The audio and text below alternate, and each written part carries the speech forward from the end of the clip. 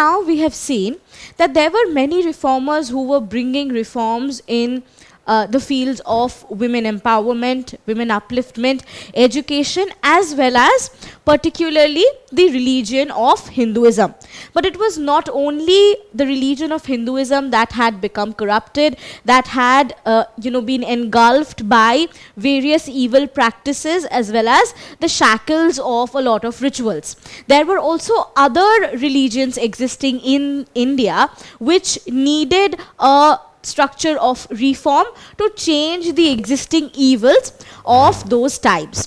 So we see Sir Syed Ahmad Khan as a staunch reformer who wanted to change the way Muslim society was organized. So Sir Syed Ahmad Khan's primary motive was to remove backwardness from the Muslim society. So he envisaged a Muslim society that would accept Western education and Western thought with open arms, which the Muslim society did not do at that point of time because it was quite orthodox and believed in the older methods of teaching, education and life. So Sir Syed Ahmad Khan started to propagate and promote his ideas through the writings of the Tehzeeb-ul-Akhlaq. So this was a paper through which Sir Syed Ahmad Khan was promoting his ideas of a newer sort of Muslim society that would have helped itself for the rise of modern education. Sir Syed Ahmad Khan started the Aligarh movement, and this Aligarh movement was initiated in order to attack the social evils and social practices that were being done by the Muslims in the Muslim society.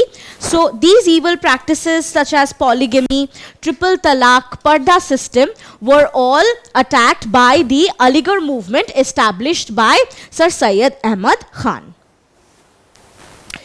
So he also focused, like other reformers, on women's education as well. So in order to do that, he established English medium schools that focused on the ideas of rationalism, on the ideas of scientific thought, and same was done when he set up the Scientific Society at Aligarh as well, to establish and spread the ideas of rationalism. As you can take a look here, this is the current building of the Scientific Society at Aligarh.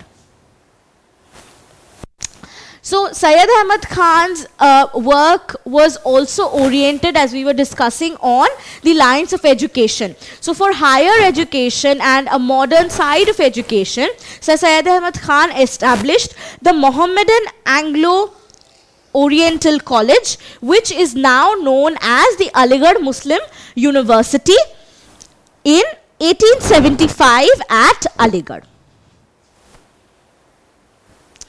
It was not just the Muslim community that was receiving ideas of modern education. In fact, the Parsi community was the first in India who received Western education with open arms, that tried to modernize the practices that were done in the Parsi community. People like Dadabhai Naoroji established and advocated the Western thought and the modern ideas that the Westerners brought with them. So we see that he established the Rehnumai Mazdayasnan Sabha for religious reforms in 1851.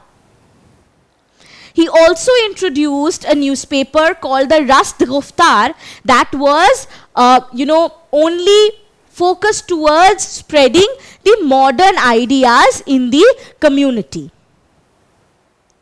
He also set up the Widow Remarriage Association that would help the widows get remarried and basically help the women in their movement of upliftment. So we see not only the Muslim community or the Parsi community coming forward and trying to accept the modern ideas, but the Singh Sabhas were also established within the Sikhs that focused on establishing a much more modern idea of education coming out of the traditional methodologies. So we see that the primary aim of the Singh Sabhas was to spread modern education among the Sikhs and stop conversions to Christianity. So at that point of time, we already know that there was mass conversions of Christianity. In order to stop that, the Sikhs were also forming these Singh Sabhas, which focused on modern education and stopped these conversions. So here is the picture that depicts the first few members of the Singh Sabha movement. So in order to promote the ideas of modern education, we see that the Sikhs are establishing Khalsa schools and Khalsa colleges in Punjab. So the Singh Sabhas are establishing Khalsa schools and colleges in Punjab that focused on bringing up the usage of the vernacular Punjabi. So we see that Punjabi language is being taught along with literature. So literature and language in the vernacular would of course give a push to the vernacular being used more. Now, after a point of time from the Singh Sabhas, we see that these people are starting to realize that the priests, the mahants and the structure of the Gurudwara was also becoming very corrupt from within. So there was a movement started by the Akali Dal, which was called the Akali movement, which was to stop the misuse of the authority by the mahants or the priests of the Gurudwaras. So they could not act arbitrarily. We see that the Akali movement was therefore trying to bring this change from within the institution of the religion of the Sikhs.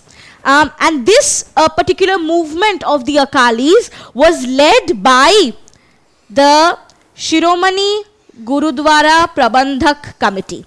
And this is the logo of the Shiromani Gurudwara Prabandhak Committee, who was leading the movement. Therefore, we saw that it was not only one religion that was focused on a change, on a reform, and it was a lot of reformers who came together to come to the forefront and bring changes in the social as well as religious aspects of the 19th century India that was to affect the coming society and the formation of the modern society in India. Don't forget to subscribe to our channel and hit the bell icon. You can also register for free at DeltaStep.com or download the DeltaStep app to get access to all our 5,000 plus amazing videos as per your school syllabus. Master each topic with our adaptive practice technology.